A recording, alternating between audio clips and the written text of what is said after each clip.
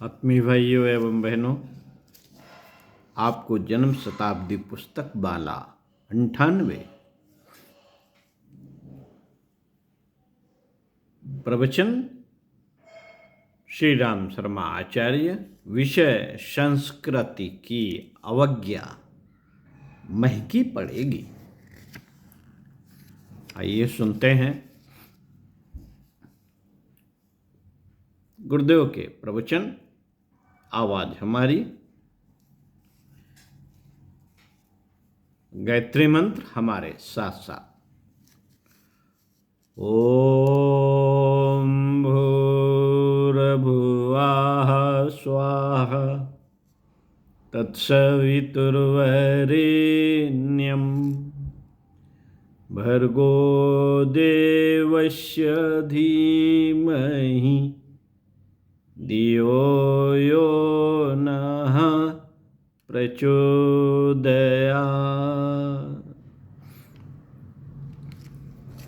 मित्रों, संस्कृत की सीता का हुआ अपहरण। संस्कृत की सीता का रावण ने अपहरण कर लिया था। तब भगवान रामचंद्र जी राक्षसों समेत रावण को मारकर सीता को वापस लाने में सफल हुए थे। इतिहास की वह पुनरावृत्ति फिर से होनी है। मध्यकाल में हमारी संस्कृत की सीता को वनवास हो गया। सांप्रदायिकता इस कदर फैली, मतांतर इस कदर फैले, बाबाजियों ने अपने अपने नाम के इतने मजहब इस कदर खड़े कर लिए कि हिंदू समाज का एक रूप ही नहीं रहा। संस्कृत के साथ में अनाचार शामिल हो गया। बुद्ध के जमाने में ऐसा भयंकर समय था कि हमारी संस्कृति उपहास का कारण बन गई थी। घिनौने उद्देश्यों को संस्कृति के साथ में शामिल कर दिया गया था। 5 काम बड़े घिनौने माने जाते हैं और इन 5 कामों को भी धर्म के साथ जोड़ दिया गया था और संस्कृति को कलंकित कर दिया गया था। साथियों, ये 5 हैं मध्यम, माशम तथा मत्स्यो मुद्रा मैथुनैव च पंचतत्वमिदं देवी निर्माण मुक्ति हेतवे। ये 5 घिनौने काम संस्कृत के साथ शामिल हो गए। और मित्रों, यज्ञ का रूप कैसा घिनौना हो गया था आपको मालूम नहीं है। तब मनुष्यों को मारकर होम दिया जाता था, घोड़ों और गौओं तक को होम दिया जाता था। यह क्या था? यह वनवास काल था। और अब क्या हो गया? अब बेटे संस्कृत की सीता रावण के मुंह में चली गई। वहां बेचारी की जान निकल जाने की जोखिम है और जहां से वापस आने का ढंग दिखाई नहीं पड़ता। सीता राक्षसों के मुंह में से कैसे निकलेगी? चारों ओर समुद्र घिरा हुआ है। उस समुद्र को कौन पार करेगा? रावण कितना जबरदस्त है, राक्षस कितने जबरदस्त हैं, इनसे ये लोहा कौन लेगा? संस्कृत की सीता को वापस लाने का काम कठिन मालूम पड़ता है। अब वह कहां चली गई है? वह तो मध्यकालीन युग था, उसमें आस्तिकता फिर भी थी। इस समय किसी कदर आस्तिकता का नाम निशान तो था। उस समय किसी कदर आस्तिकता का नाम निशान तो था।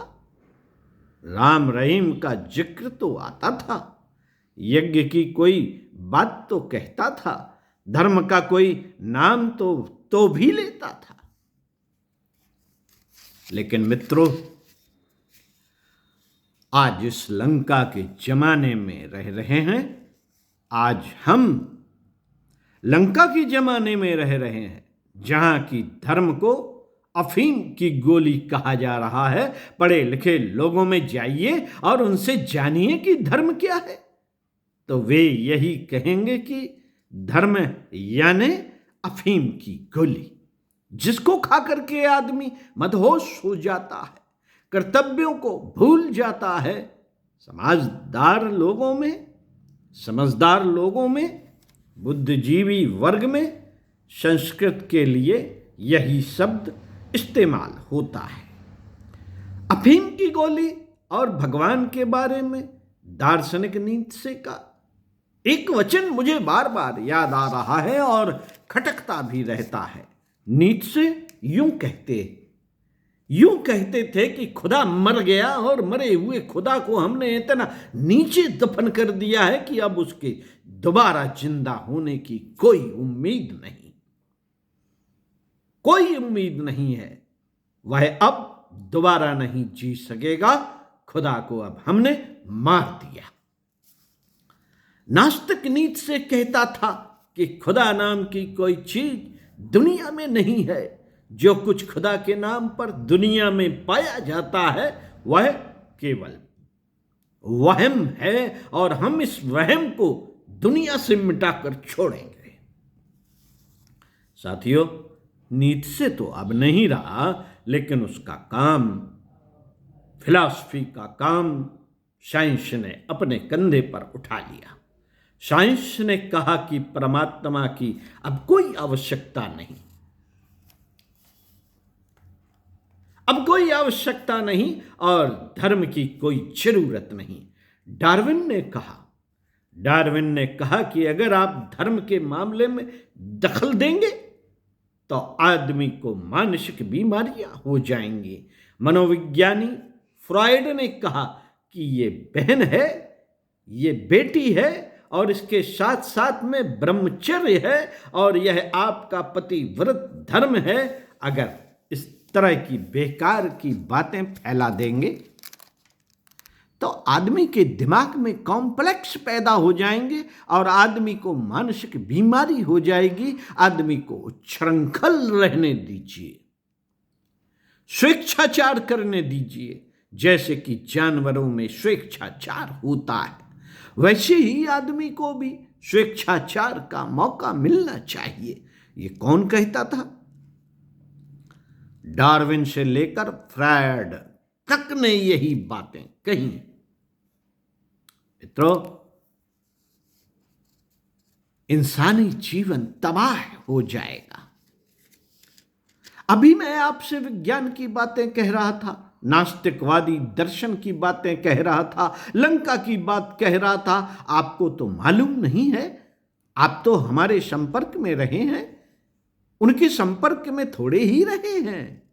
आप कम्युनिस्टों के संपर्क में नहीं रहे हैं, आप बुद्धिजीवियों के संपर्क में नहीं रहे हैं, आप कॉलेज में पढ़े नहीं हैं। कॉलेज में पढ़े होते तो जिस बात का हवाला मैं अभी दे रहा था, इसको बढ़ा चढ़ाकर आप कहते और आपका माखौल उड़ाया जाता। आज बेटे, हमारी संस्कृति लंका में जा रही है। अब उसको वापस लाने के लिए क्या करना पड़ेगा?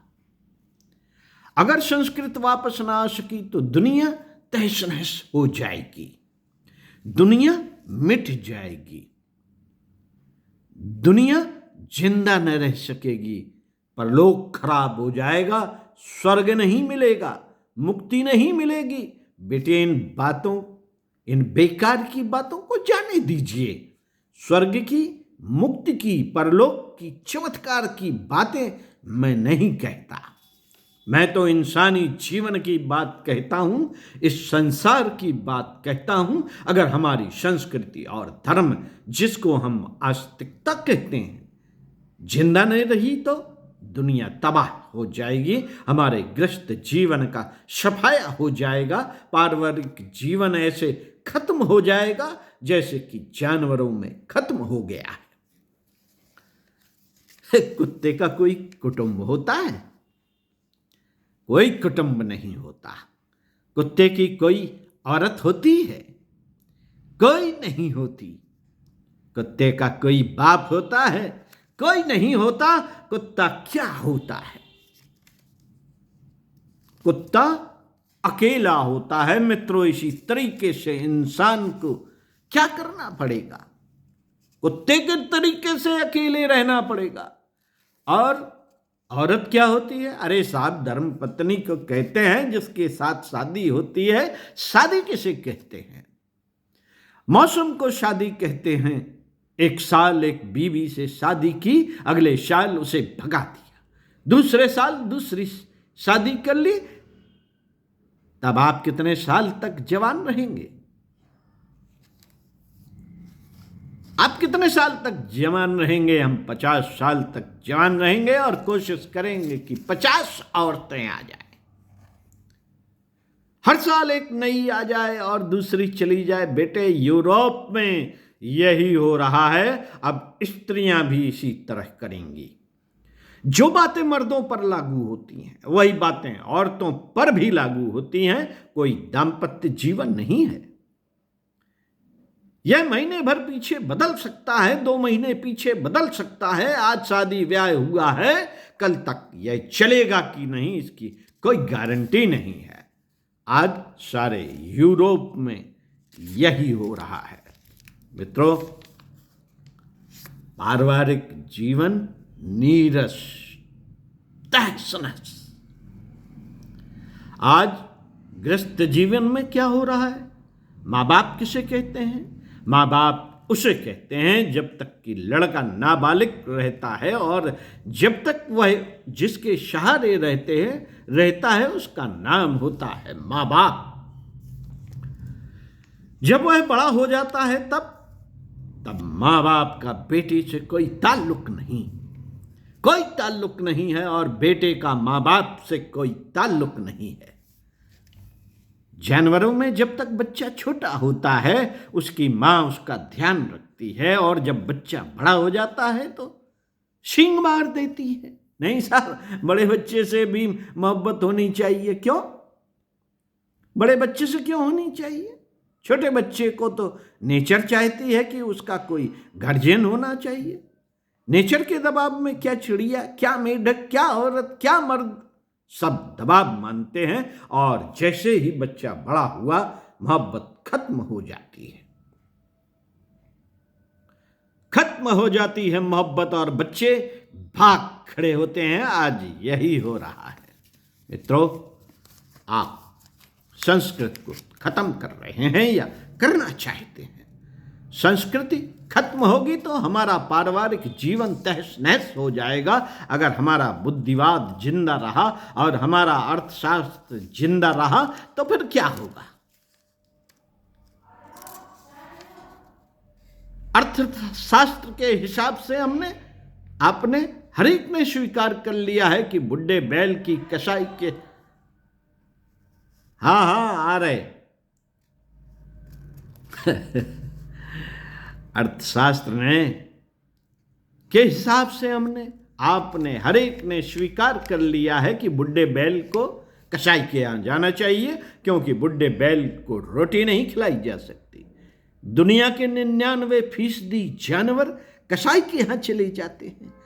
दूध देने वाले हों चाहे हल में चलने वाले हों, दोनों का अंत क्या होगा? भाई साहब, दोनों का अंत कसाई के यहाँ होगा। नहीं साहब, खूंटे पर बांध कर खिला दीजिए। नहीं, खूंटे पर बांध कर खिलाने से हमारी जगह गिरेगी और चारा खराब होगा। फिर नए जानवर हम कहाँ से पालेंगे? इनको हम भूसा कहाँ से खिलाएंगे? इनकी एक ही रेमेडी है कि इन बुढ़े जानवरों को, चाहे वे गाय हों चाहे वे बैल हों, दोनों को ही कसाई के यहाँ जाना चाहिए। आजकल बिल्कुल यही हो रहा है। बुढ़े होने पर 99% जानवर कसाई के यहाँ जाते हैं। 1% अपनी मौत तो मरते हो तो बात अलग है। ओम शांति। इसी क्रम में आपको आगे पढ़कर सुनाएंगे प्रवचन पंडित श्री राम शर्मा आचार्य जी के आवाज। हमारी सुनते रहिए और चिंतन मनन करते रहिए।